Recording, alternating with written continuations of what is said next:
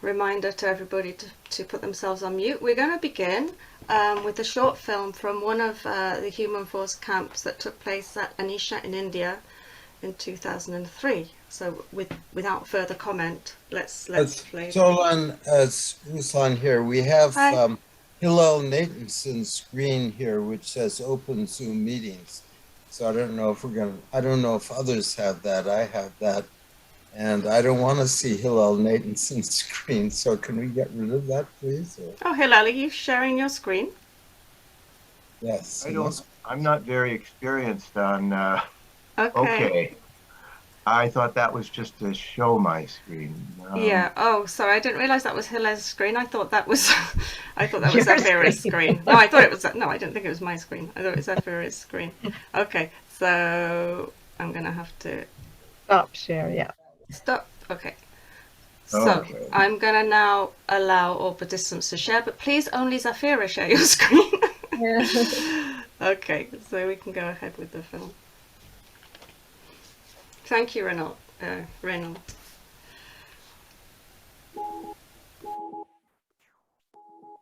Human Force es una puerta hacia un mundo nuevo, un mundo donde podemos ayudar los unos a los otros.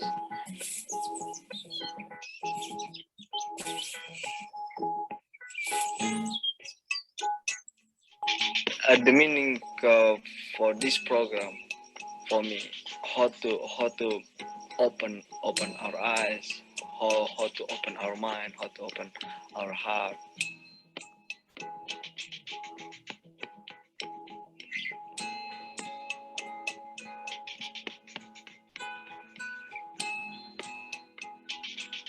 This is the first time I came to Human Force, and everybody as brothers and sisters, we are very close, and we enjoyed every moment, and we worked together. It's a great experience for me.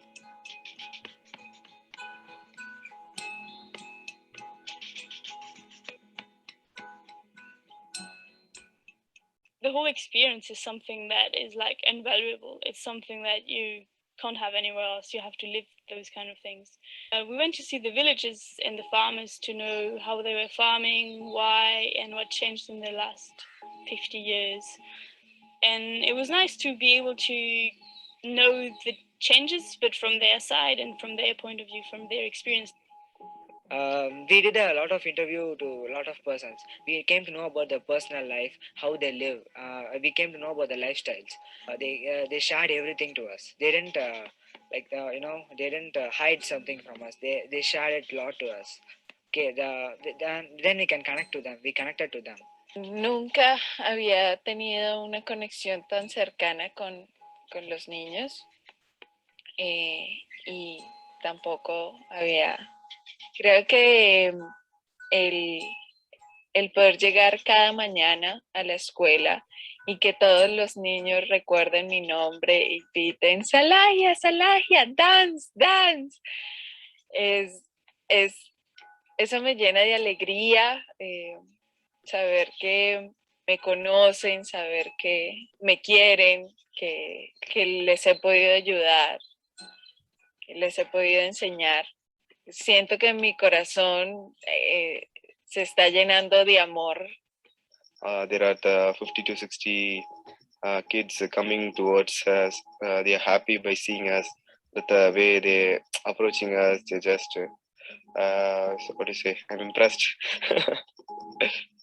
I gained the confidence due to teaching the kids in the school, and I realized some talents within me by the way of schools. So I have the self-confidence to teach others. I really enjoyed the organic farming aspect and learning so much about how they farm here and researching where they've come from in terms of going from chemical to organic. I think that was really interesting for me because it relates back to my life at home.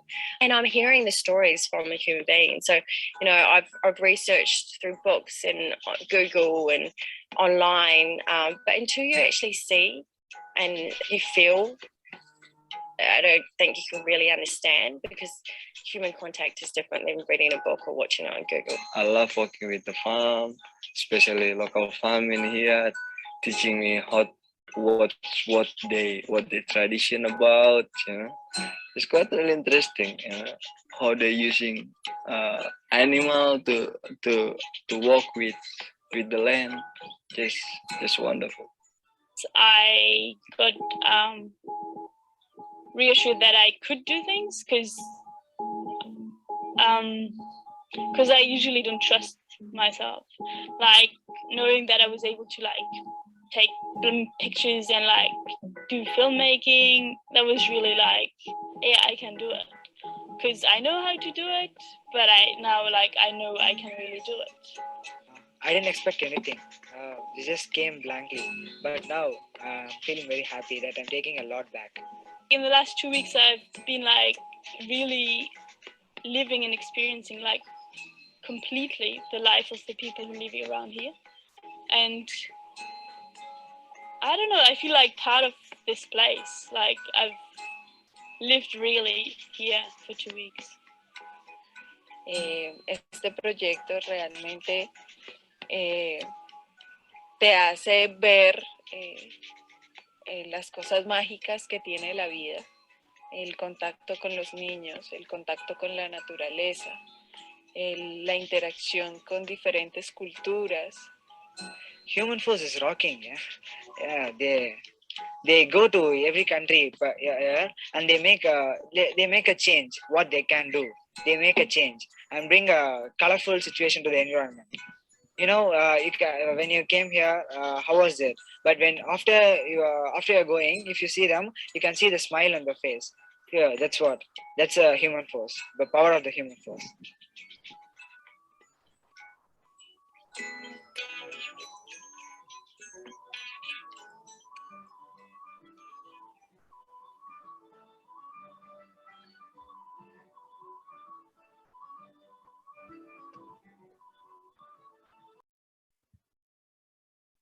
Sorry, I was muted. Thank you, Zafira. And so now we're going to move on to a short presentation which will give you an overview of Human Force, and I'm going to ask Roseanne to take that forward. Thanks, Simon. I'm just going to share my screen to share the PowerPoint.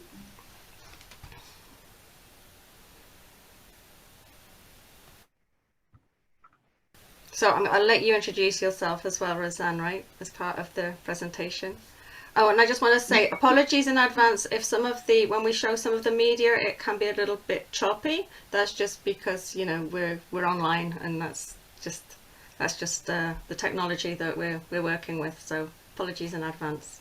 But we know that you don't expect perfection. Okay, sorry, Roseanne, go ahead. Why can't I?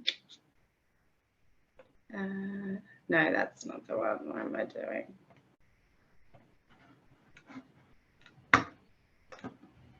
You should be able to share. Yeah, for some reason it's not coming up on my Chrome tab. Let me just cancel and share again.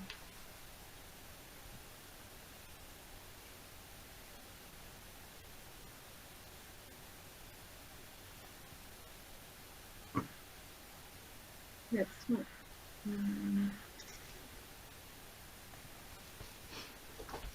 Do you want me to share from my screen? Yeah, you might have to. It's not coming up on mine. Sorry, everybody. No,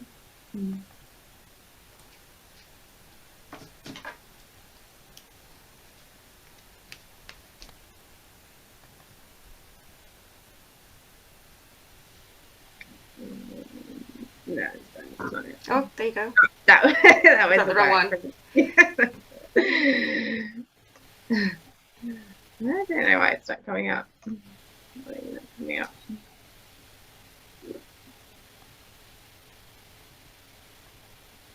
Oh, here it is. I've got it. Oh, you got it? Okay. Yeah. That's sorry. Came up for me at the same time. That's fine. Go ahead. Is that on full screen? No. Okay. How do I do this? All right. Are we good? No, we can just see it as a document to be edited. Okay, it might be delayed because I've got it on full screen here. No? No. Should I share mine? Yeah. Okay. Go for it. Do you want to stop sharing? Yeah. Okay.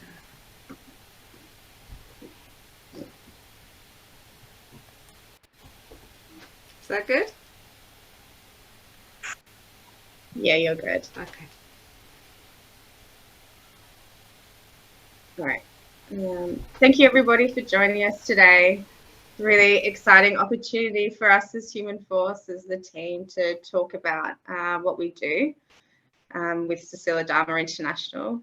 So just to start, my name is Roseanne. I'm from Sydney, Australia. I actually work as a professional physiotherapist here in both orthopedic surgery and virtual reality. I've been doing the Human Force since 2009. I was the very first international participant at a program in Colombia. And then since then, I've been working with other team members at Cecilia Dharma developing this program, this wonderful program. So just to give you an overview of what I'll be talking about, I'm going to talk a little bit about the Human Force, what we do for both projects and participants, how do we do it, so what's our model, and just to give you a couple of examples of some programs. These examples will be short just because we'll be showing some videos as well, which has a lot more content. Next slide.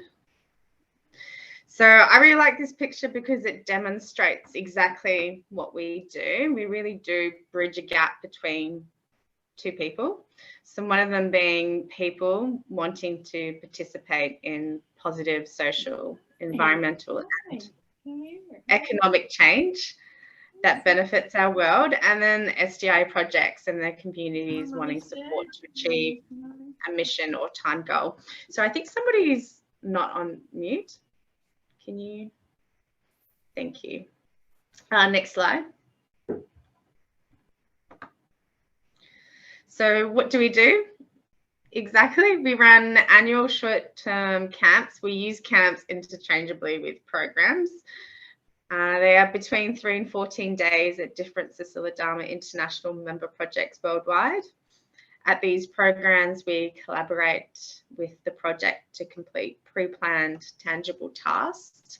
These tasks offer direct benefit to the project or the communities that they serve. We follow a learning service approach, and this is to help a meaningful experience for our participants. It just makes sure that we're achieving learning goals along with goals for our project. Next slide. So what does that exactly mean for our projects? It means that we engage our projects early on in the process and throughout the process to decide on program goals, our scheduling and logistics. We provide support for our projects as well, whether it's building capacity to host guests or source funding or materials for the tasks that we create.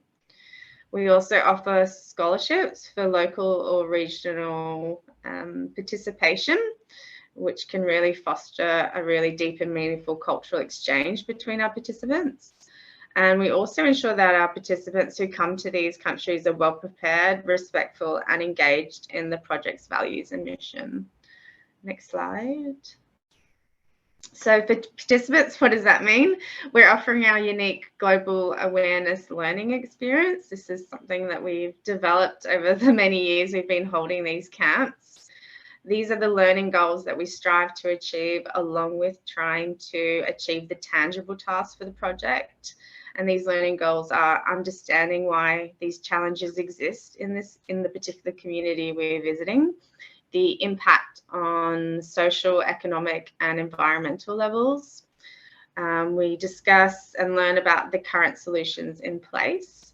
And also we're exploring our own personal responsibility and action towards these. Next slide. So what does that look like? What does global awareness learning program look like? We start way before we travel. We prepare our participants what to expect, what the cultural norms are, do's and don'ts. And we also do some focused learning on some pre-departure activities. And these can range from anything from little short videos to articles about particular topics that are relevant to the region that we're visiting. During the camp, sorry, Roseanne, can you speak a little bit slower, please? Oh, yes. No. Thank you. At the camp itself, we hold a program where we have expert talks in the field. They will come and discuss particular topics pertinent to the region. We'll also do field excursions. We'll have insightful conversation on site-specific development challenges and solutions. We story share with the participants, but also with the community. We hold reflective tasks. And then, of course, there's our action, which is the contribution to the tasks that we've set. And then also community interaction and celebration. I can go into a little bit more of these, but I think the videos that we have can really explain them a lot better. Next slide. So what does a day at a camp look like? This is just a really quick slide because we've got some videos. But in the morning, we could start with usually a team building activity, a bit of language exchange if it's a particular country where it has a really unique language. We usually move on to project work. So at Yayasan Permaculture in Indonesia, we're working at the Permaculture School Garden. This can be followed by cultural activities, and then also on particular days we do regional visits to the outlying communities. And at this particular camp in 2018, we were lucky enough to visit a regional town and do a Dayak homestay, which was pretty amazing. Next slide. Maybe just say that the Dayaks is the indigenous population of that part of Kalimantan. So it was staying in the homes of indigenous people. Yeah.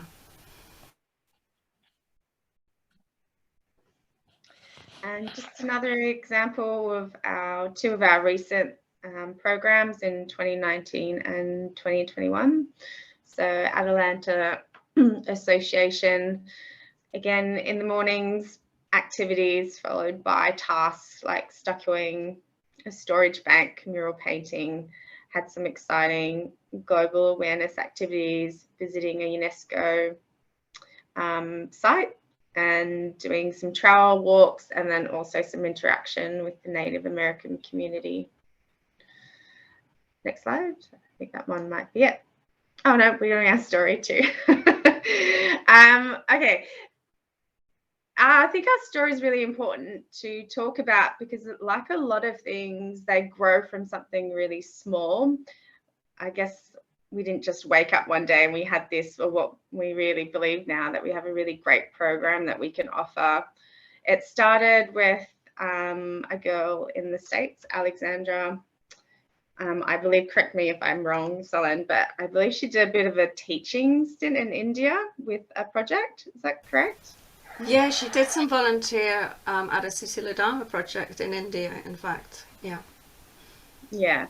And she wanted to continue that work, meaning she wanted to be able to offer those experiences to other young people. So she had organised, with the support of the Cecilia Dharma board, to hold the first camp in Colombia. So next slide, is that one in there? Yep. Cool. So since then we've done many camps. Oh, yep. That's all good. We can come back to this, but this is showing. Do you want to come back to this one? Yeah, we can come back to that Okay. one. Next slide. Thanks, Ellen. So this is just kind of like the journey of our project. So 2009 in Amanasa, which we have some exciting news later on, revisiting this project this year. Alexandra ran this first camp and we built an amazing classroom for the school that was on site. I was the first international participant. I remember meeting Alex at that time, and I had such a wonderful time that Alex and I kind of said, well, why don't we offer this every year and visit all sorts of Atalanta projects and invite all sorts of young people to come along. We were lucky enough that the following year there was a Yes Quest project incubator, and we took this idea to Yes Quest and we developed it. And then from there, we just hit camps every year up until 2013 when Alex decided to leave, and then Solène came on board facilitating. She was working behind the scenes still, but she kind of came out and started to visit these projects with us. And in that same year, Solène and I had launched the Global Awareness Program, which is really more of a reflection of the changing scene at what they would call volunteer travel. So there was a lot going on about voluntourism, and that it wasn't very effective for the communities that were being visited by international participants. So us launching the Global Awareness Program was about trying to really factor that in, so that we're really bringing people that were really aware of their surroundings when they were visiting these projects. Next slide. So just some more background. We also supported by the Sister Dharma board and team during the whole process. So Rashida, Hester, Rosanna, and Hamida. Over the years, we've also invited silver members with particular expertise to collaborate and share their talents with projects. This is Erica Sapir in 2011 with Puppeteers Without Borders at the Yum project in Indonesia. We've also had wonderful Myra in 2012 who filmed that last video we just saw. And then recently, over the last couple of years, Solène and I have really tried to open up for more youth opportunity to get involved in the program. Davida, who was a camp attendee in 2016, is now on board helping us organise these camps. And then also this year, we have invited the Subud Youth reps to join us in 2022 with the hope that they will continue to work with us to be able to offer this wonderful opportunity to other young people. Next slide. I think that's it. So what might a day in a Human Force camp look like? We're going to show a video for this. So whenever you're ready, Solène. Thank you, everybody. Yeah. Okay, thank you, Rosanne. Wonderful. Just to say, you may be starting to have questions, but if you could just hold on to them, they might be answered in the rest of the show, so to speak. Okay, so we're now going to watch a video which was made by Clara Rust, who was a participant at our 2016 camp in Indonesia. So I'm just going to let the video play. Oh, by the way, this is an edited version of the video. We have cut. Clara very kindly cut a little bit out of it just so that we could fit it all in, but you will be able to see the full version on links that I will share afterwards. Thanks, Safira.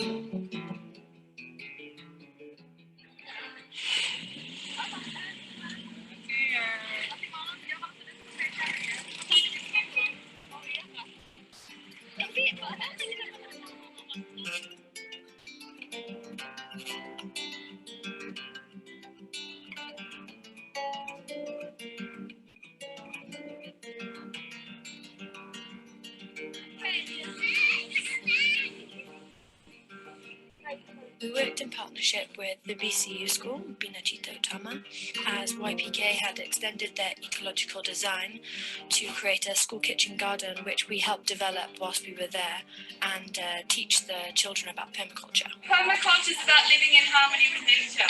It's about conservation, because if we lose our forests, if we lose our beautiful natural ecosystems, then we will really suffer. Our earth will suffer and we will suffer. So everything has to do with it in harmony. It's beautiful. And then it's not just you working in the garden. You have a team. If you have chickens, they're your team. You're a leaf, I wake you up. Okay. Now we get him. The chickens are over there. We get him. And we just chuck him in the chicken. Chicken, scratch. He was a leaf. Now what is he? Soil. Yeah, lovely compost fertilized soil. Did we do the work? We did the work? No. Our chickens. What I am now? Trees! I become a tree. My roots like this. You see my roots? It's very strong.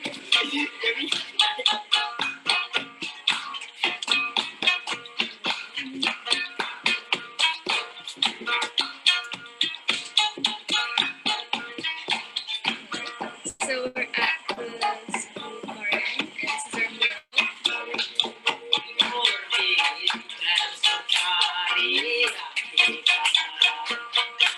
So basically what we're trying to do is kind of represent the different zones of permaculture. So we've done like a base coat, basically background colours and dark light, and as we move forward we get darker, so we can kind of get depth of field. So at the moment we're just adding in more of the details around this front section. One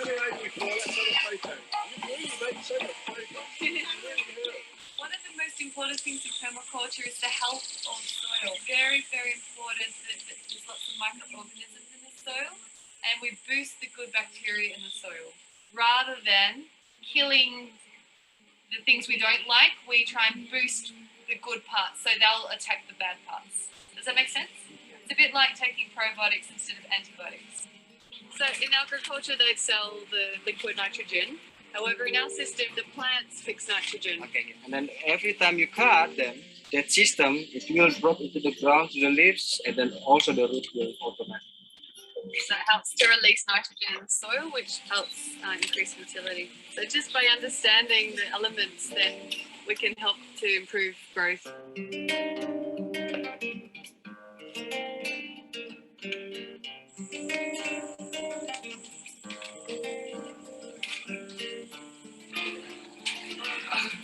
Okay, this is a soil.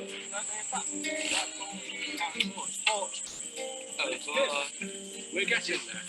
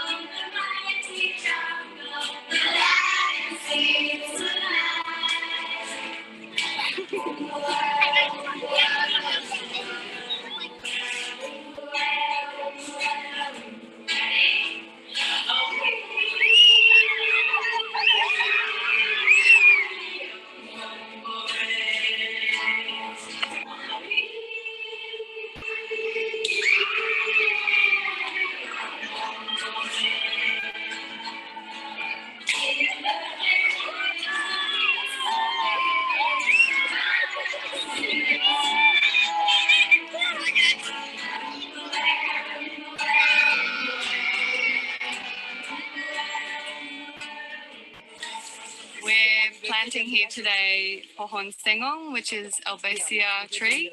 It's a special tree. It's part of the 1 million tree project in the Beringjun area of central Kalimantan. This land here is community land, Tanah Masyarakat, and all the stakes here represent where one Sengon tree will go. Today we planted 20 as part of the Human Force team, combined with Permaculture Kalimantan. And then this is nitrogen fixing trees. So you see the noodles in here, nyojul. Nyojul in here is nitrogen fixing. Our role with this project is to teach sustainable farming to the communities.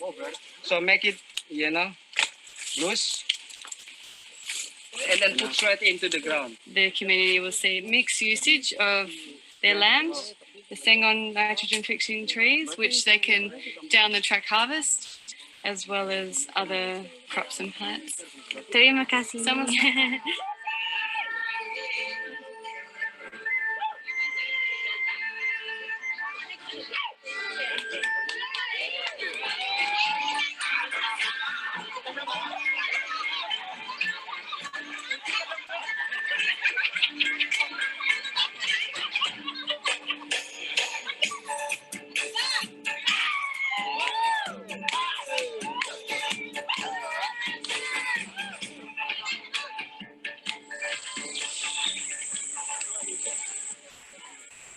The idea behind the mural was to give the children at the BCU school a visual aid to help them learn and understand about the concepts of permaculture. And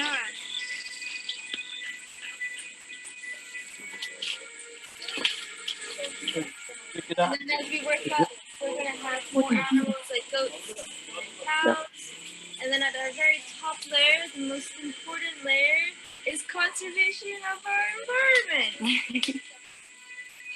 So basically it's just showing the cycle of how everything is integrated and how they benefit each other. So it's the healthy soil full of rich nutrients, and then we have our root system. And this is our mural. Yay! Terima kasih. Thank you.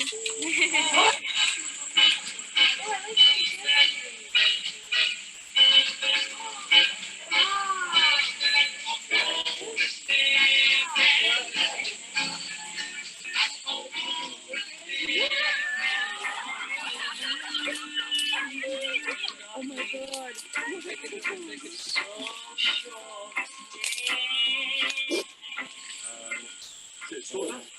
Wood? Yeah. Soda.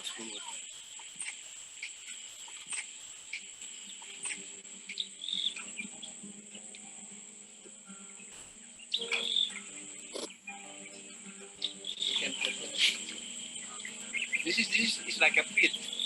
Exactly, this is like pit. So this is so we're not just growing our food, but we also restoring our carbon. Yay!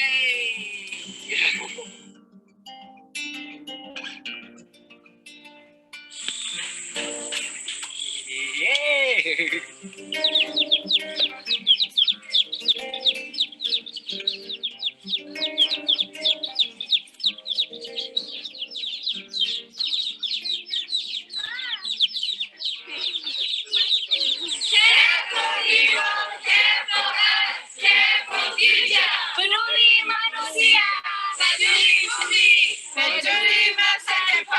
I really enjoy Human Force because it's really good and people are really nice and the food is really good.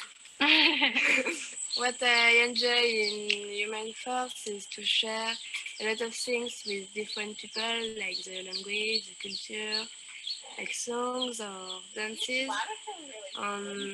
We are all different, but we are all working together. We have a common goal, and it's cool. We really enjoy Human Force because we can learn so much. And we're doing great stuff, and I'm really enjoying it. So if you want to join in, come.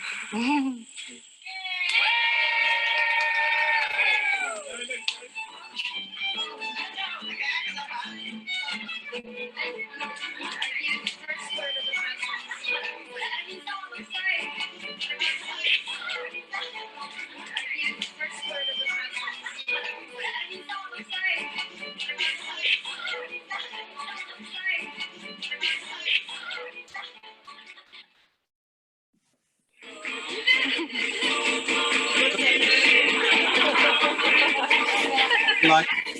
Yeah, that's good.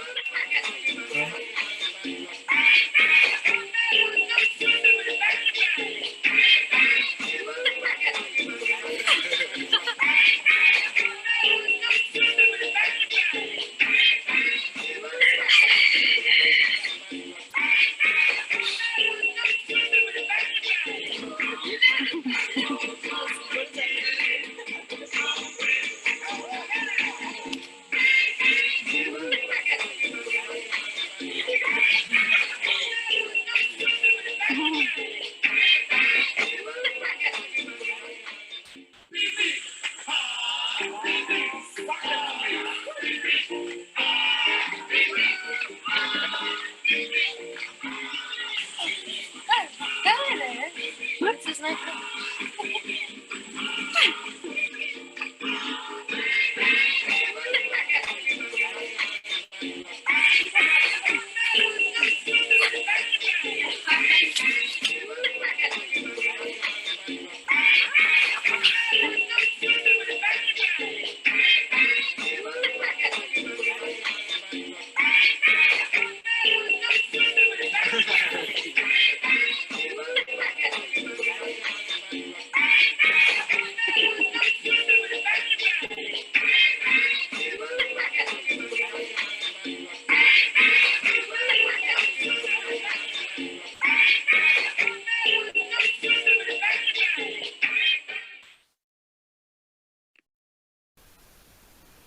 Thank you.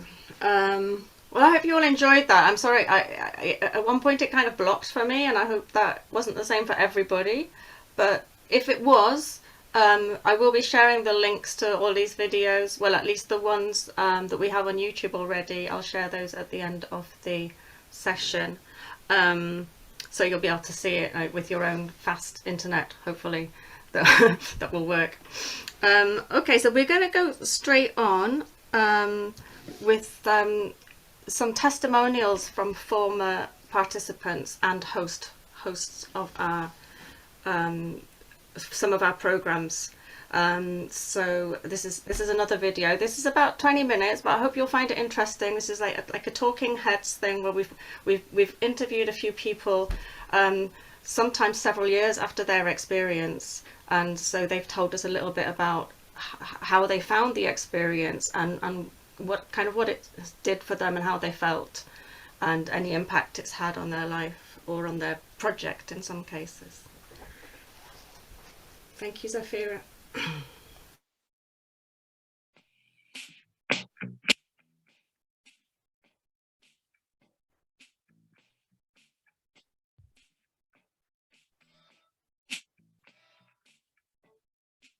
My name is Valli, founding member of Anisha. So in 2015, we hosted, I think that's the first human force. Around 11 members participated and they stayed for 14 days. My name is Frederica, and we've hosted the Human Force Camp in Kalimantan in conjunction with Permaculture Kalimantan Foundation. I'm Joanna Doxson. I'm on the board of directors for the Atalanta Project in Crestone, Colorado in the USA. And we had a camp in 2019, July of 2019. There were several of us board members who participated in the camp, both in the activities on the land. So Atalanta is a land-based project started by Subud members. It's eco, agro, and cultural education. The second one that we did was just this year in October, and it was much shorter, again, because of COVID. And I think we had about 20 participants, and the youngest one was about 9 months old. The oldest one was in his 80s, and we had everything in between. After meeting with them and going over the way that they run their program, incorporating in local issues and culture, and educating volunteers as to what the importance is of your project, both locally and globally. That's when we decided it was a good connection. I had 3 issues to cover. Like one, see, in the local schools, in the surrounding schools, they teach only local language, and also the medium was Kannada. So most of the students were finding difficult about English. English means they'll run away. So I thought at least if the volunteers take like few hours of classes and teach them how to go about it, that will be very useful for the high school students, like grade from 8th, 9th, 10th grade. Well, there's a bit of a personal story with our family about the Human Force Camp. So prior to us moving to Kalimantan and us studying permaculture Kalimantan, my husband volunteered on the Human Force Camp in 2012 at the Atalanta Project in India.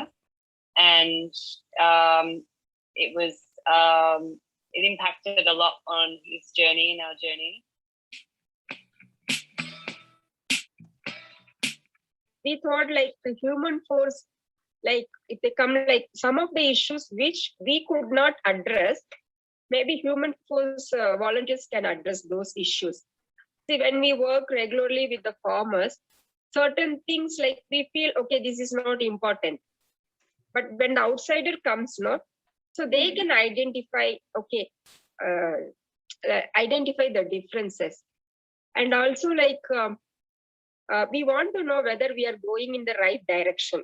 But when the outsiders come, so they look into different angle of what we are doing. Human Force Camp, it's about human connection and connecting with others from around the world, and also locally learning something new from the host country and the host project.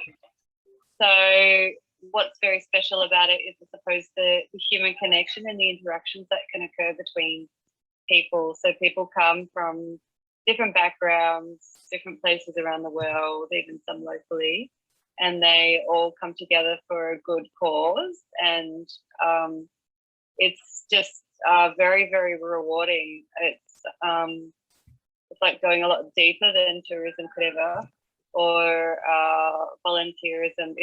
There's a human touch, I suppose, because of the facilitators, what they bring to that, the program that they bring with that, helping people to sort of go a lot deeper into what's happening around them, what they're seeing, what they're doing.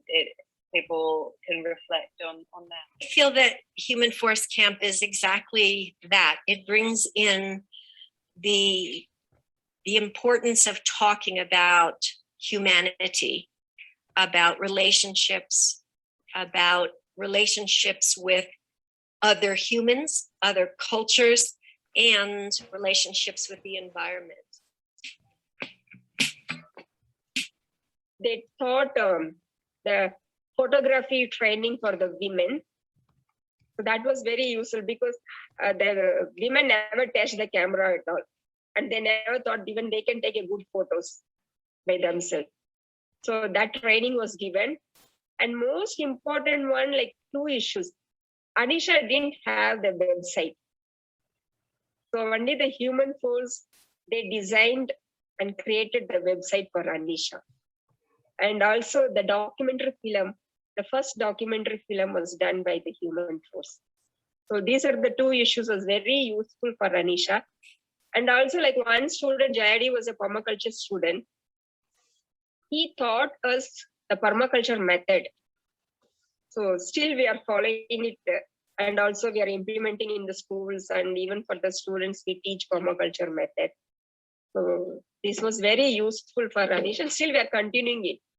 The website is continuing, the documentary film we used, the permaculture method. Still we remember this was done by so-and-so person. Something very special that given that the project or the camp is given is the interaction, bridging the gap between maybe visitors to where we are and locals. So where we are, we will always try and sponsor youth or local people to be part of the camp. That's what we've done every time, in conjunction with the international participants. And the connections that have occurred are very, very deep and very special, and have a lasting imprint on those that are part of it. I think one of the unique aspects of Human Force that we recognized and that was very beneficial is that their approach to volunteerism is that everyone comes with an open mind and an open heart as to what is the most appropriate way to be of service, not to come in and volunteer with their ego and the way they think they should, the way the volunteer thinks they should be working for a community. I think one of the issues of volunteerism is that often people come in wanting to fix something, and Human Force truly comes in with the approach of being of service from a deeper and more appropriate place. You can look on two different levels to that question. For sure, in both instances, there were benefits, short and long term, in the actual physical work done. Long-term benefits are, I don't know how to put it, but the enrichment of our goals, the being able to do workshops in accordance with our vision. It's a short camp. So like I said, coming back to it, I suppose it's those relationships which are the long-term impacts, where people still keep connection now, camp participants. So bridging boundaries, bridging social, economic statuses, and building a human community amongst participants. We visited Indigenous village for the other camps that we came, and they did a special diet welcome to country ceremony for our community. And the community was so excited to have our group come. They cooked lunch for them, and they the whole group danced around the tiny wooden house of the kitchen. And even to this day, like, those communities remember that.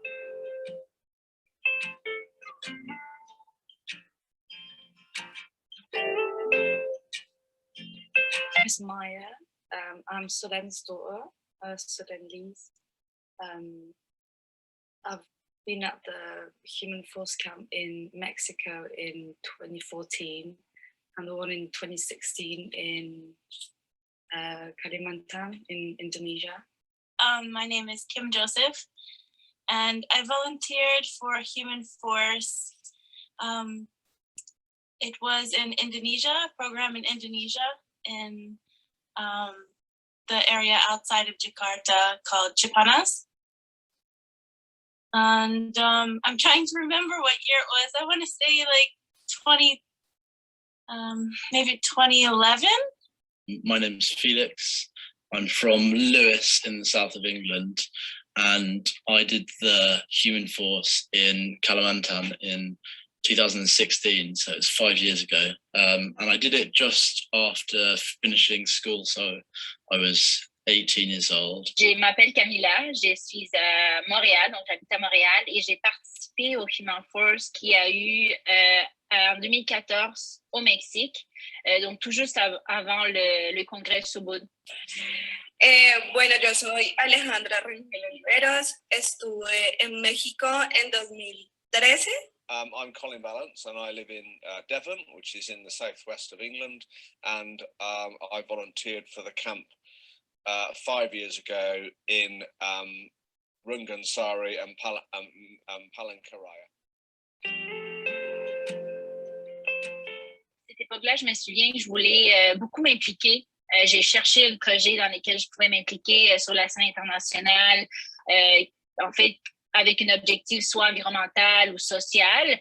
Et donc, j'ai appris que Human Force allait avoir lieu au Mexique avant le congrès. Donc, je me suis dit, c'est parfait, c'est l'opportunité parfaite que j'ai cherchée parce qu'il y a tout l'aspect sous-route, mais également l'aspect d'implication, de bénévolat que je cherchais à l'époque. Donc, c'est vraiment ça qui m'a donné envie de m'impliquer puis d'y participer. I wanted to join it just to get a sort of broader perspective of life around the globe, because I knew it would be a sort of international group of people in a continent and country I've never been to. At the time, I'd never left Europe. So it was a big sort of culture shock, but in a good way. And I wanted that, and I wanted to sort of see what the life was like and the sort of reality of just a totally different culture. I've always been interested in travel, and I never really had the chance to do anything like a gap year or a period of time when I was young to be able to volunteer for something like Human Force. And being a member of the Subud organization for many years, I'd heard of various projects that have gone on over the years. And in fact, I was lucky enough about 10 or 11 years to visit the Anisha project in India. And so I'd always had an interest in those sort of projects. And then this opportunity came up. And so I said I would do it. And I'm really, really pleased that I did.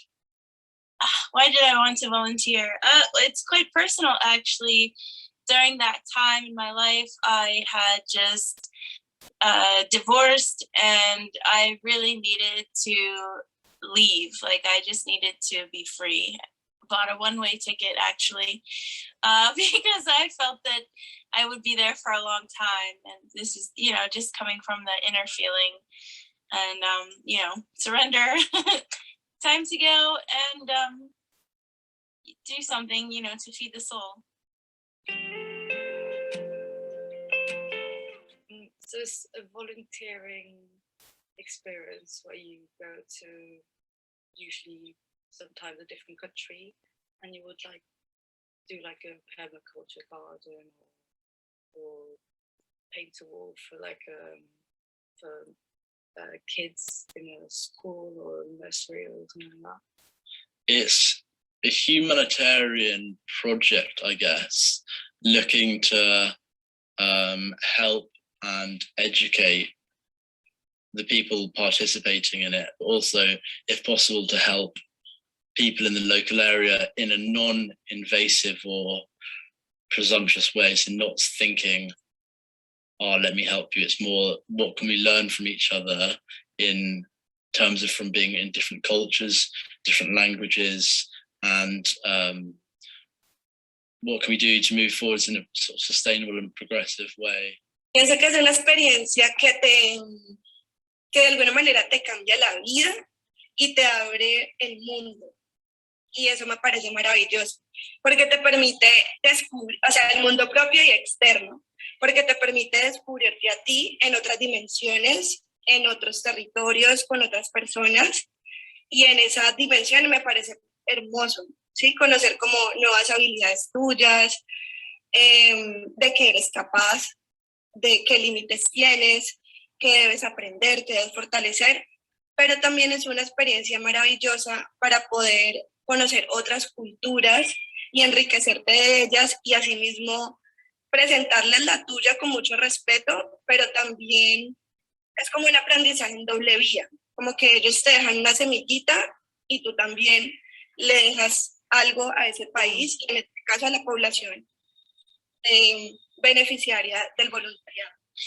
One way you can help someone is to give them money, but a better way to help someone is to help them learn how to grow their own food, for example. So part of the work we did in Chapanas was working on the organic farm. Súper libre. Me sentí como quizás una ciudadana del mundo. Tenía la posibilidad de abrirme camino en diferentes países para poder tener experiencias tanto en voluntariados como en trabajos en organizaciones internacionales, y eso como joven es un plus gigante, porque te permite creer en ti.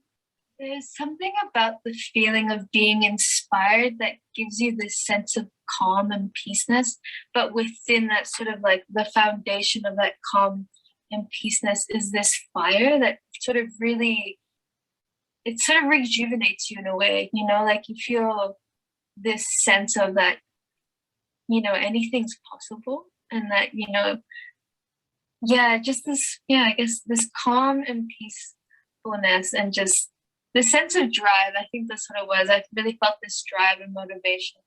I felt really, really happy and really, really touched by the people that we'd met, and I particularly was very, very touched indeed by the way that the group of primarily much younger people than me, I mean, Frederica's younger than me, Selene is younger than me, that they just made me feel really welcome and not at all different, or, you know, this old man sort of thing or anything like that. They were just really, they took me for what I am and my personality, and I did the same. And I think we were a really nice group of people, and we got on really well, and we all enjoyed it. And I'm sure that came across in the way that the project went, and hopefully part of that memory, as you've said, is that people remember that we were happy and we were really pleased to be there. I remember for the Indonesian one, we left on, I think it was New Year's Day, and we were on the plane, and then we were just crying, just like, oh, I don't want to leave.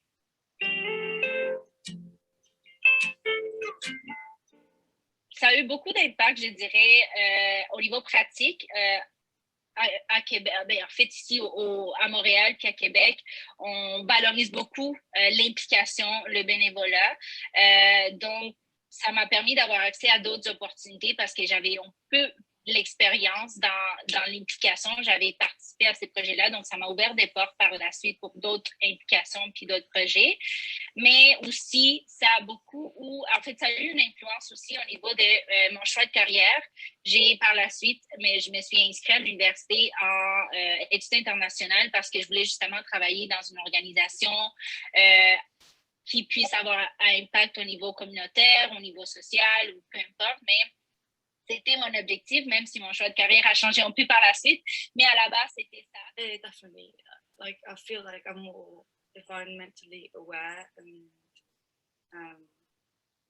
yeah, I think more about sustainability and about my way of consumption, and try not to, especially like on my course fashion, where it's the second, I think, the most polluting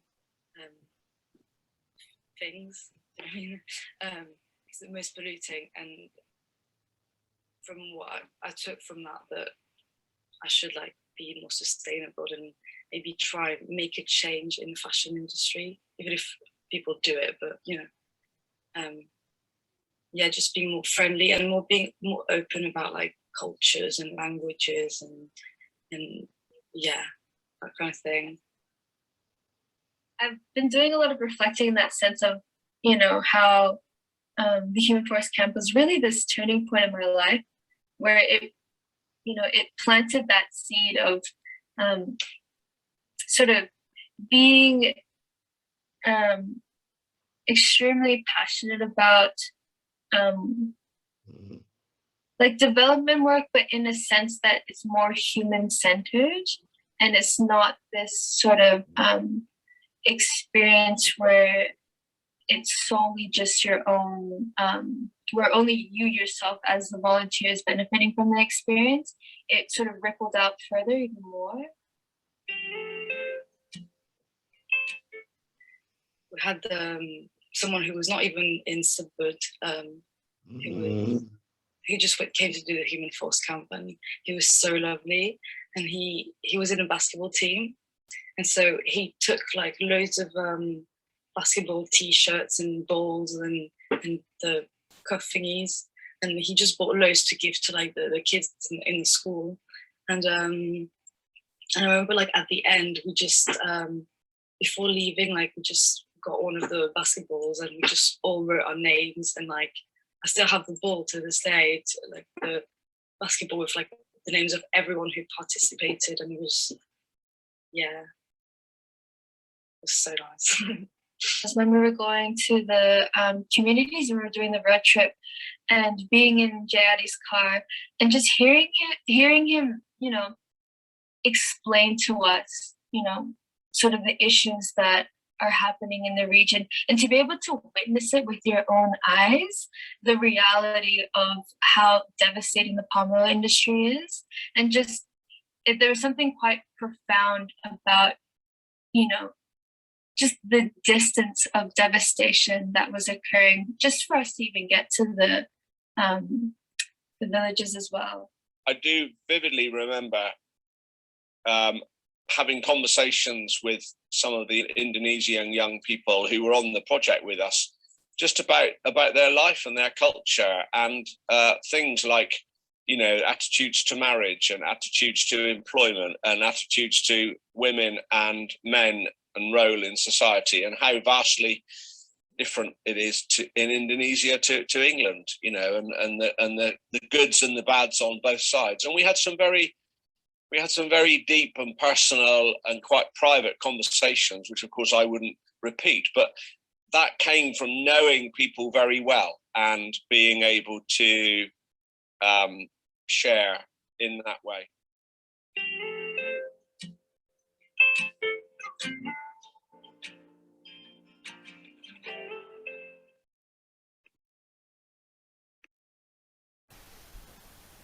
Thank you, Zafira, not only for sharing that with us just now, but for having put all that together, or most of that together.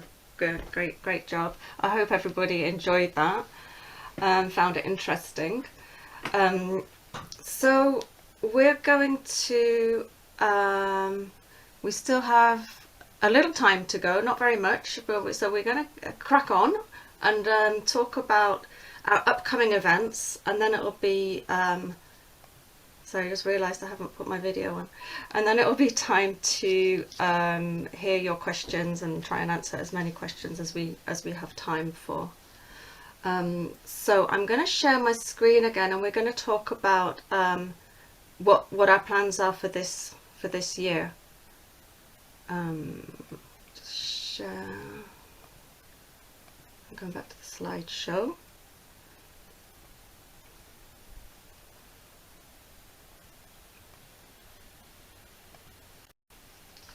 Okay, can we see that?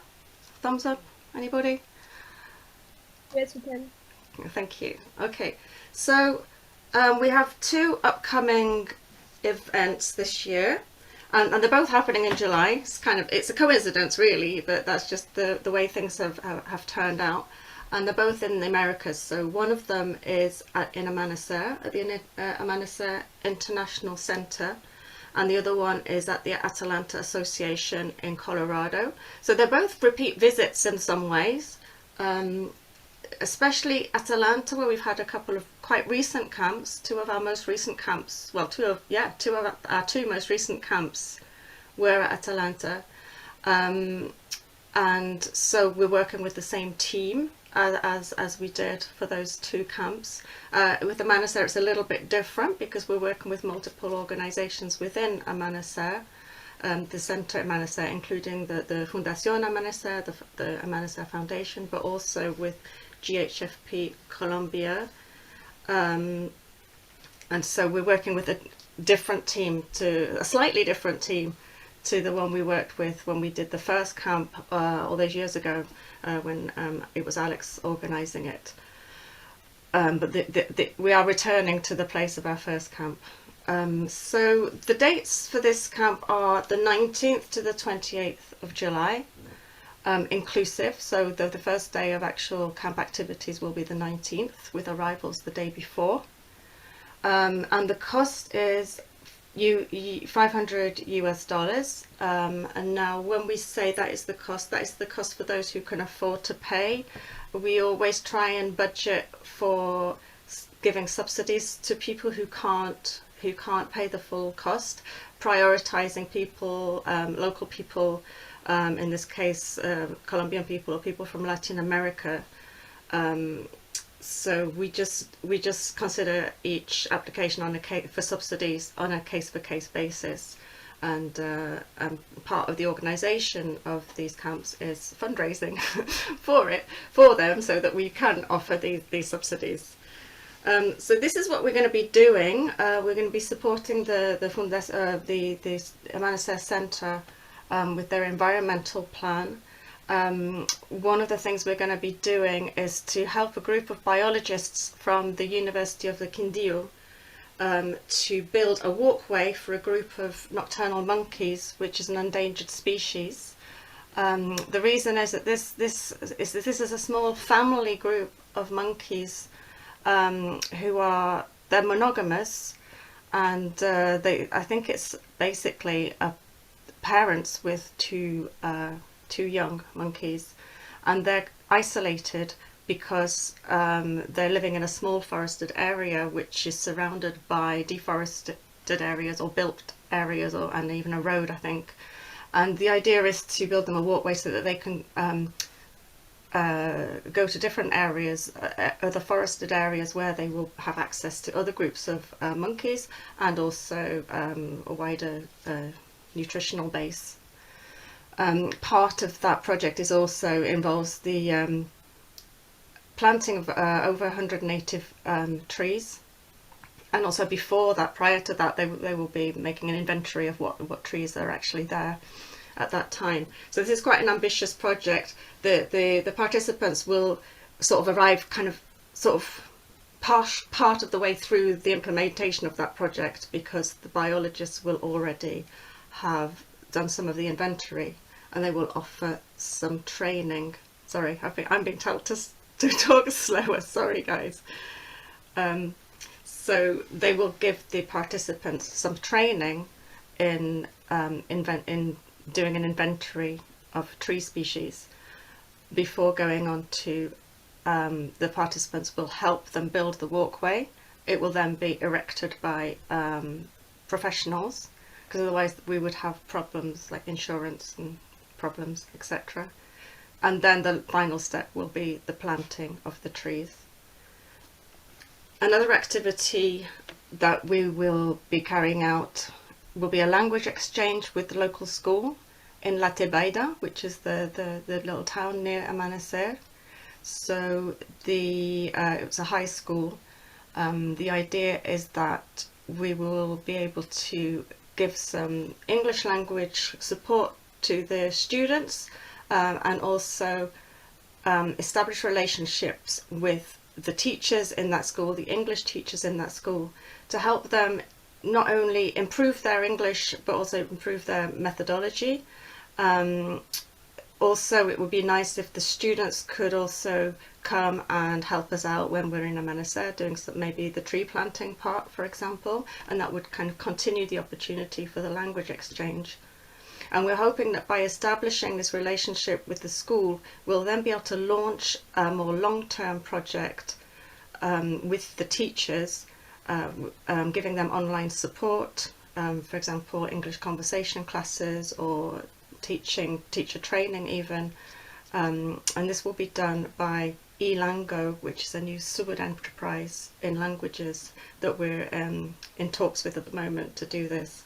And yeah, they're helping us with that part of the project. Also, some maintenance tasks for the local community. So, for example, we'll be helping to put up some signs in and outside and around the International Centre to help people locate it and to find their way around it. And hopefully we'll be designing a little map to go at the entrance. And possibly we'll be renovating one of these classrooms, these kioscos as well, or coming in behind the renovation of it and putting some finishing touches on it, maybe a mural or some planting of flowers and shrubs around it. And then apart from the volunteer tasks and a normal global awareness program where volunteers will be able to learn more about the local context and why these projects are doing the work they're doing, we are hoping also to have the help of some people who will be able to help the participants with their own personal projects, personal or professional projects that they themselves are developing. So for example, if there are some participants who are interested in learning more about agriculture or permaculture, we're hoping there'll be people who are there to help them. If there is somebody who is interested in conservation, where we may have somebody who has been involved with conservation. Well, we will have the biologist from the University of Quindío, but we may have other resource people who can give them advice and support, and or people who may be able to help young people learn how to write grants if they're thinking of setting up their own not-for-profit, for example. The possibilities are endless. For now, it's we're in the organisational stages, so we're making contacts with mentors, and on our application form there's a place for the applicants to state what their project is and what they would like, what support they would need or like to get. While we're organising this camp, as Roseanne mentioned before, we're trying to involve as much as possible the Subud youth reps, especially the ones in Latin America, but not only. And so we have established a team who is helping us, not only the youth reps, but also other people from the wings and different Subud bodies in Colombia and Latin America. And so we have quite a large team. The idea is partly to have their buy-in and their support, but it's also so that we can make Human Force sustainable in the future by having these young people who know how to organise a camp and will be able to continue the programme in their own areas. Okay, I'm going to stop there and let Roseanne explain a little bit about the other camp that we're doing this summer, which is in Atalanta. Thanks, Ellen. So again, in Atalanta, which is in Crestone, Colorado this year, this project I'm really excited about because it's part 3. Essentially, we've already run 2 camps at this location, and it's really exciting for us from the Human Force perspective to really start to establish a long-term partnership that is sustainable with projects. This just allows for the work to continue on both levels, for both the project and for the volunteers who visit. In part 3 of this program, I've put the dates to be confirmed, but we're looking at the 9th to the 15th of July this year.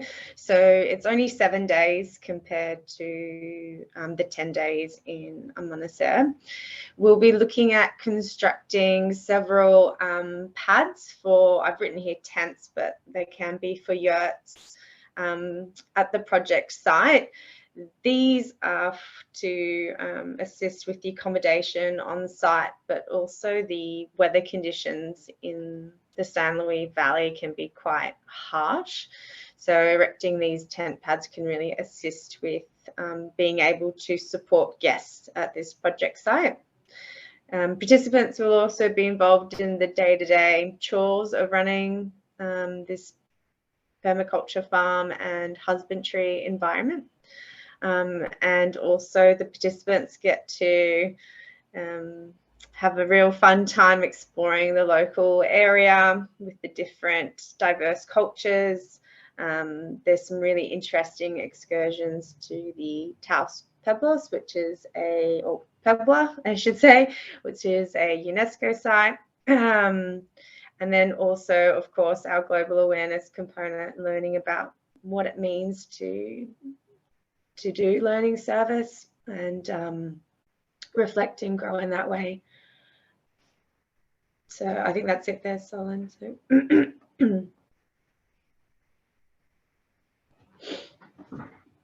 So I guess we're going to open up to questions. If anybody is interested in applying for a program, you can visit our website. You can even get in contact with us at our email address.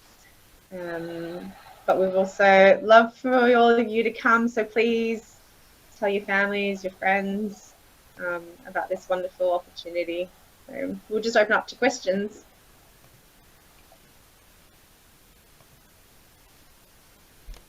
Sorry, somebody seems to be sharing their screen. I'm going to just stop all share screening. Okay, there you go. Yes, please. Questions, anybody? I'm going to have to change my view so that I can see if anybody's putting that. Oh, Elaine's putting her hand up. Thank you, Elaine. Go ahead. Please unmute. So I have a question about our particular Subud culture, because when we had the camp in Mexico, Manu, I think that was his name, the young man who was the basketball player who brought all the basketballs, was the only person involved who wasn't in Subud. And I wondered if you got feedback from him ever about what that was like for him. And I'm asking this not only because we all need to be sensitive to the fact that when you've got a whole slew of Subud people together doing something, and then there's one or two people that aren't in Subud, what is it like for them?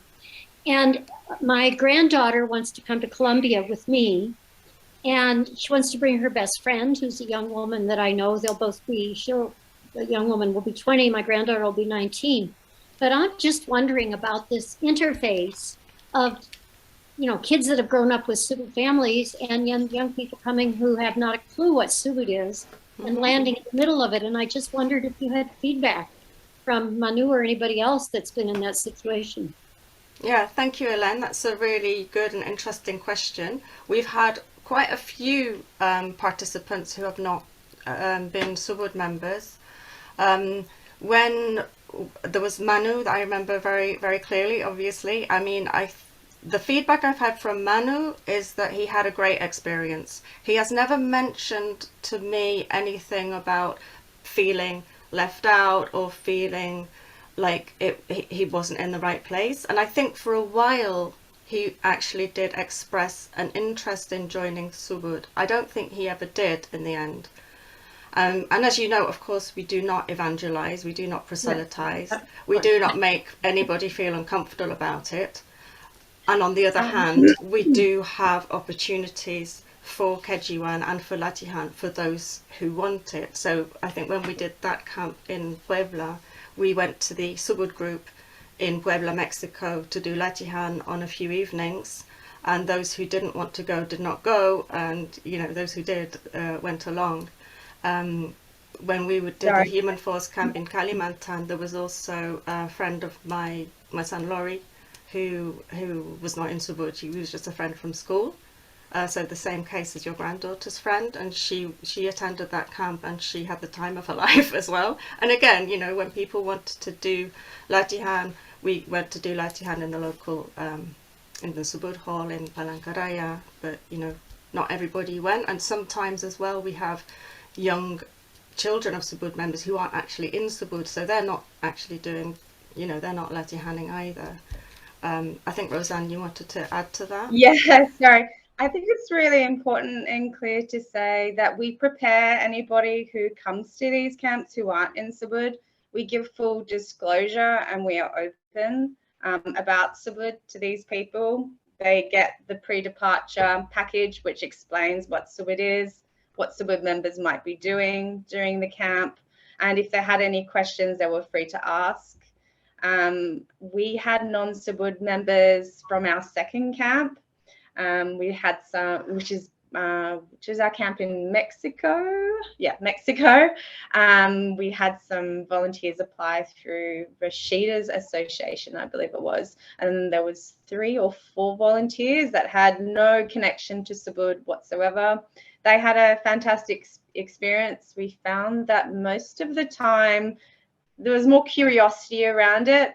I think we really strive to achieve a cohesive environment with our program.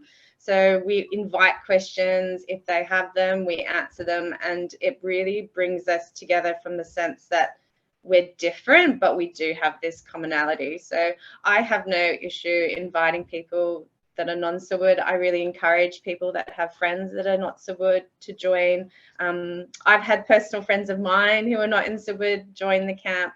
So yeah, it has been a wonderful experience for these people, and there hasn't been an issue, or we haven't had an issue come up with it so far. If anything, I think we should be proud of what we've achieved with a lot of our Subud projects, and this is a really wonderful way to showcase that to the people who come and volunteer at these projects and with Human Force. Thank you, Razan. Great, yeah. Hamida, you want to say something? I just want to say that I thank Elaine for her question, because for me, Human Force is really a little bit pushing the boundaries of being present in the world as Subud members, unashamedly, but also welcoming others who want to engage on social issues with us. And for me, it's something so beautiful to make Subud accessible to young people. Of course, we're not there to persuade anyone, but we're there to be open about who we are and what our values are. So I think it's a wonderful, it's one of the few actually interfaces where you can come and get to know Subud through social action, right? So I think it's a beautiful contribution to, you know, how we share Subud and our values with other people. And in Colombia, we're working quite actively with others. Like, for example, the University of Quindío will be our partner there. So, you know, the Subud in Amanecer is in the middle of a community. So it's a great opportunity for us to reach out not only with people coming from other countries, but also to that community who sees us there every day, to know us better as people who are interested in the environment, who are interested in working with them on a number of social issues, with young people from La Tebaida. So there's going to be quite a lot of interaction, and I think it's a really good opportunity for Colombian young people, but also for our young people from Canada and the US. Thanks, Hamida, yeah. Great, any more questions? Emily? Yeah, I just wanted to ask, because I didn't know what the Atalanta project is, and it didn't actually mention it. I sort of heard bits about yurts and tents and farms, but I wondered what SDIA was doing there. Well, Atalanta Association was not a member of Susila Dharma International Association until it hosted a Human Force camp. This is actually the only time so far that we have run a Human Force program in an organization that was not already a member of SDIA.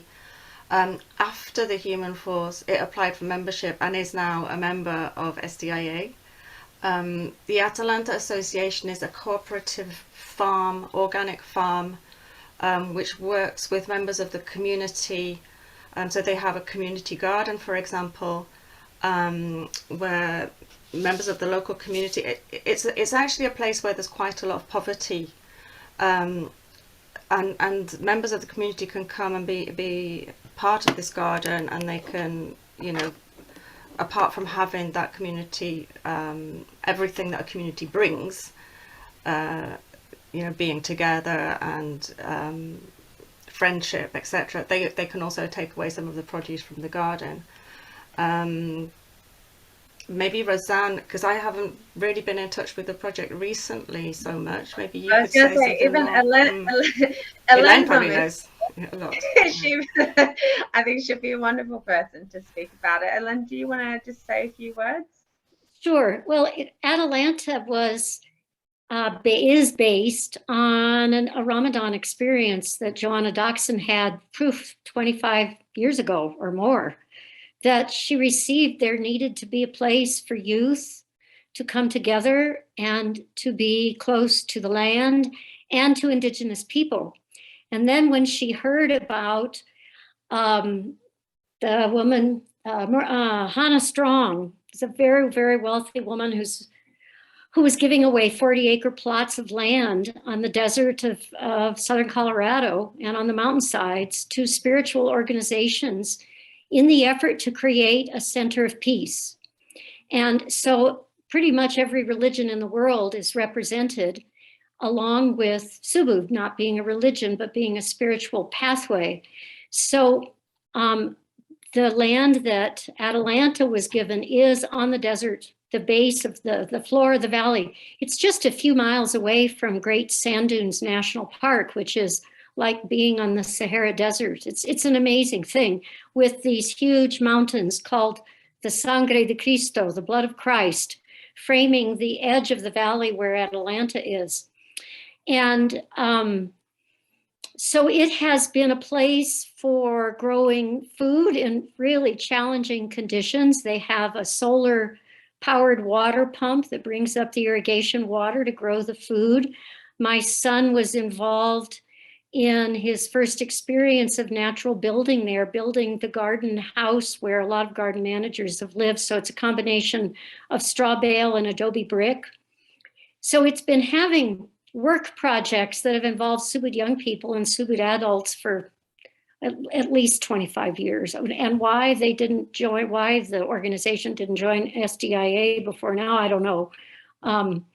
But anyway, it's run, you know, I hosted with Reynold Feldman, who's on this call as well, a sustainability conference for international young people. We had kids from young adults from 14 countries there.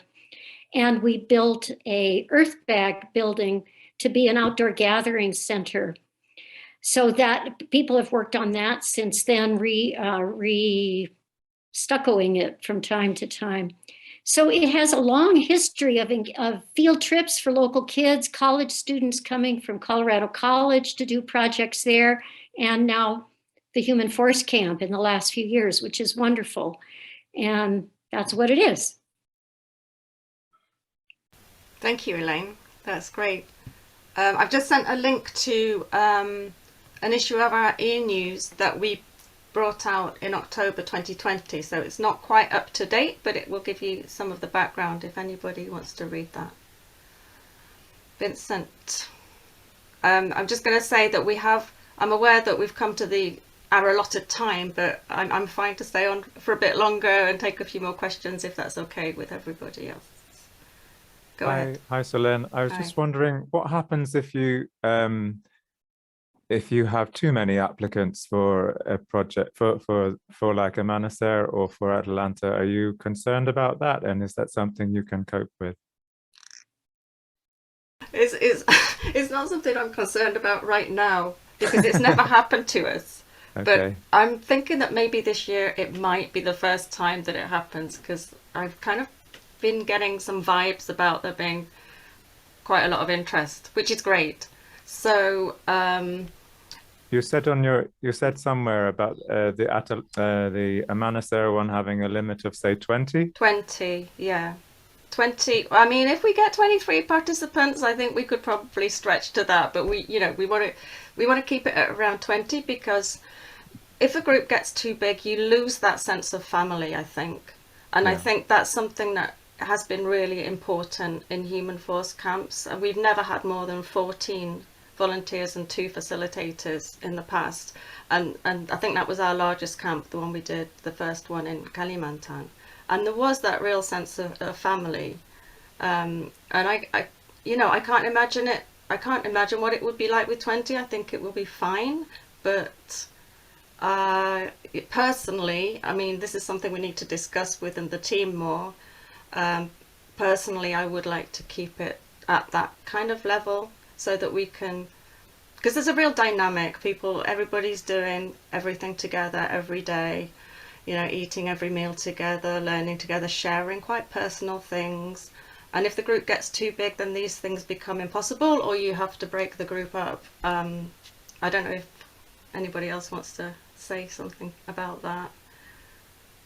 I guess it's always been an intimate gathering, these programs, not to say that we're not open to larger groups, but we're just mindful that the projects we visit can't accommodate for particularly large groups. So that's why we do keep these things small. Also, you know, I don't want to understress that also it's a lot of work for the project as well to host participants, and we don't want to increase that burden with a lot more participants who do come, and so we're mindful of that. Not to say in the future we could work on larger events, just for the time being. If even this one in Amonis at 20, this is probably the biggest, I think, isn't it, Simon, that we would hold. So even that for us, it will be an interesting experience. One more question. Sorry, thank you for that explanation, both of you. It's just about the age limit. I understand that your lower age limit is 16. Is that right? And that would be an unaccompanied teenager at 16, or would Correct. you? Yeah. Yeah. Because we've had some British members who've been asking about their teenage children, how old they would have to be was the minimum age. I mean, in the past, what we've done is that if we've had younger teenagers than 16, they are accompanied by a parent. That's been me in the past, but we also had a young lad in Puebla who came with his mother. So that's kind of an exception we could make, but otherwise we can't really take responsibility for younger than 16. And even, you know, even between 16 and 18, the parents have to sign consent forms and disclaimers. You know, we can't really take that responsibility. But you have no upper limit, is right? There's no upper limit, yeah, no upper limit at all. So you can come, Vincent. So I could come. Yes. That's sweet. Thank you. My pleasure.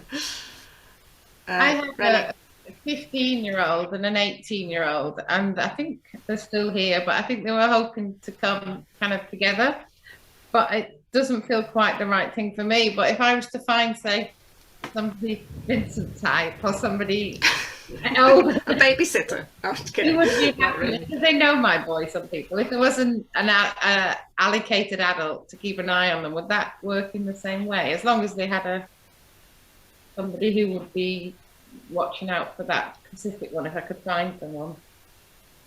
Yeah, I would be open to that. It's something we need to discuss within the team, because we usually discuss things like this on a case-by-case basis. Yeah, sorry, it's only 2 months off 16. Okay, yeah. Oh, that shouldn't be a problem. Yeah, that should be okay. We're quite reasonable and flexible people. And Vincent is very responsible. And Vincent's very responsible. He hasn't said he's going yet. But, has anybody else got a question?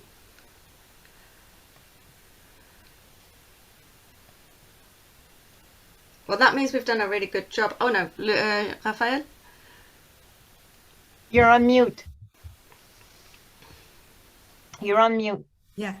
I wonder if you mentioned the deadline for the application, and when will the application form be issued or available? Did you mention that already? Well, not in so many words, no. Good, very good question, thank you. So the application form is on our website. It's on the Human Force website. Roseanne, are you putting that in the chat? Yeah, thank you.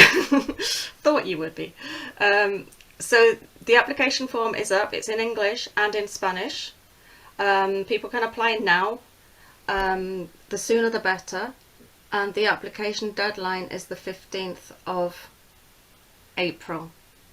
I think that's right, isn't it? Yeah. So we do look at, I mean, this is going back to Vincent's questions, we will be looking at applicants on a first come, first served basis. So the sooner the application is in, the sooner we'll look at it. On the other hand, you know, we do also want to get, for the Atalanta camp, we do want to get a nice balance between Latin American youth and youth from other parts of the world. So we'll be bearing that in mind as well. It's just a question. Thank you. Thank you, Solène. Sorry to interrupt. There's also a question in the chat asking, is there normally a good amount of younger people there? So I guess as a general consensus, I would say the majority of our participants are younger. I'm not quite sure what younger means in this little section here, meaning I would say someone, probably the majority are in their 20s, early 30s, I'd say. And then we might have a couple or a handful that are a little bit older in their 50s or 60s. I know in Colorado, I think we had an 80-year-old. So it does extend to the older ages as well. I guess we really do ensure to create that cohesive environment with our participants. So I really do encourage people of all ages to join, because it really adds to that diversity and connection you can make between people of all ages. So it's not just of races, but of age as well. Yeah. And yeah, I think we've had a lot of participants in their early 20s and also late teens as well. You saw Felix there, who was 18 at that camp, and at the same time there were my kids who were like older teenagers. Well, and there was Colin, who was in his 50s, and I think it's a testament to how well this family atmosphere works, that everybody fits in and everybody gets on. And at that particular camp, what was really nice was there was a young man called Dirman who was from a Dayak village, and he'd never met a foreigner before. And he came to the camp and he was made welcome by the group, even though he didn't actually speak any English, and none of us spoke any Indonesian. There were 4 other Indonesian volunteers, participants. So he was able to kind of understand the essentials, but with a lot of people he couldn't really communicate with words, but we still he still became part of the group, and he was lovely, even though, you know, we couldn't really have a proper conversation with him. And he was in his 30s, and we had the youngest participant was probably Maya, who turned 16 at the camp, and the oldest, as I say, was Colin, who was 54. And we were just a big happy family. It's always, you know, a really nice feeling that we create between us.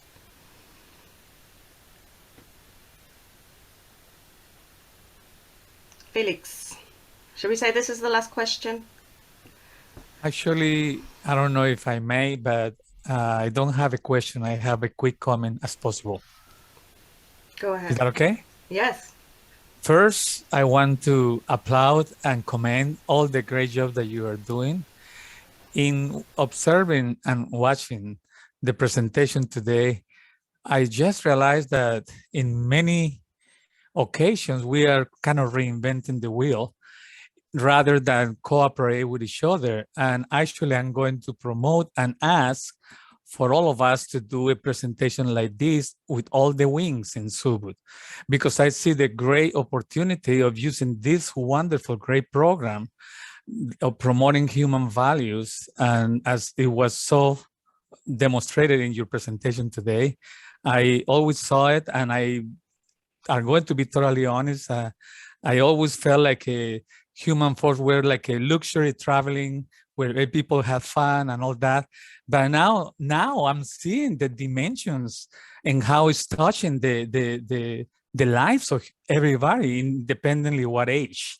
So I just wanted to comment on that, and also suggest that we think and consider to do a human force always with this kind of intergenerational exchange that I saw and I perceive, because it never could be just one generation there.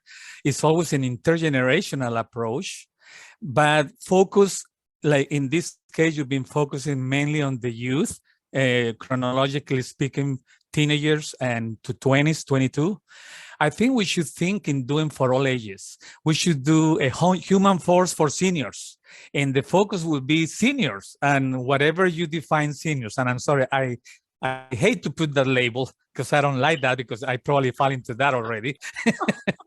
However, I think we should have the focus for also people of all ages, all generations, where we kind of concentrate in activities that will help to reinforce and promote that human values that the Human Force Project is doing.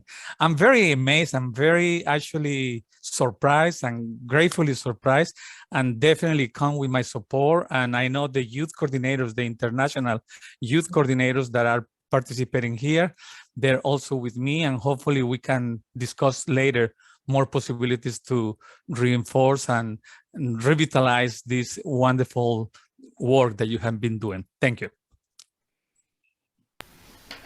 Thank you. Thank you so much, Felix. I just want to give a shout out to Sushil, who's here. He's one of the young people who is helping us out, and it's in the middle of the night for him. So thanks for coming, Sushil.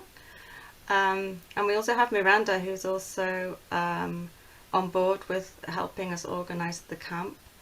And of course Isidro, who's one of our board members, he's helping us out, as well as Miranda and Isidro are also interpreting for us today. So thank you so much for that. And Isidro is helping us with the publicity for the camp and other things. and yeah, so thank you all. I'm gonna I think we can wrap up there. Thank you all very much for coming. Thank you so much to Zafira for all your help getting everything together today. Thank you, Roseanne, for getting up early in the morning on a Sunday to be with us. Thank you, Solin. Good job on the facilitation. We want to welcome you all to Amanecer, to our Human Force camp. So please, first come, first serve, though. Also Colorado, if you And can't. Colorado. Or Colorado. Colorado's very nice. Yeah. Can I just say, quickly, just one thing about the intergenerational learning. I guess this is talking from personal experience, running so many camps. A lot of the time, it's the older generation that needs to step forward and have the courage to interact with young people. I think sometimes maybe there's a bit of hesitation because, oh, these people are young, I'm old, I can't do it, or maybe this would be really difficult.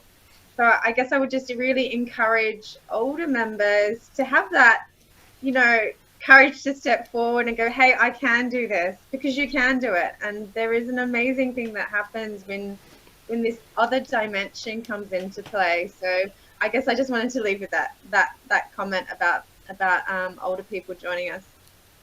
But thank you everybody for joining us today. Did we also forget to mention that we're going to be needing mentors?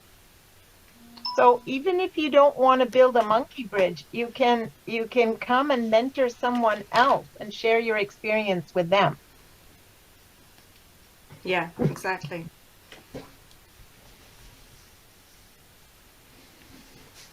Okay, well, this session has been recorded, so I'll be sharing this in the usual way via my mailing list and on social media and on the Susiladama website. So if you missed any of it, you can go back and watch it again. And also you can obviously watch the videos that we showed on our YouTube channel. I will also be posting the video of the testimonials next week, probably. I think we actually have a longer video, right, Zafira? Because we obviously had to cut a lot out of the testimonials. So we'll be posting at least one version of that testimonial video on our YouTube channel as well. Hairaini, one last very quick comment from Hairaini.